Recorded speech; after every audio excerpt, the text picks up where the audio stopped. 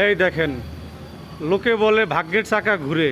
এই যে ভাগ্যের চাকা মুছতেছে আমাদের হায়দার ভাই, এইটা হলো ভাগ্যের চাক্কা। এই চাক্কা যদি চলে তাহলে সবার রিজিক, আর যদি না চলে তাহলে বন্ধ।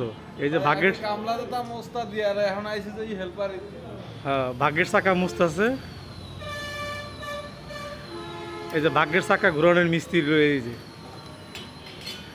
আমার ওস্তাদ মামুন মেস্তুরি জীবনে একটা শিষ্য বানাইতেন না, খালি আমি হেল্পারি করে গেলাম।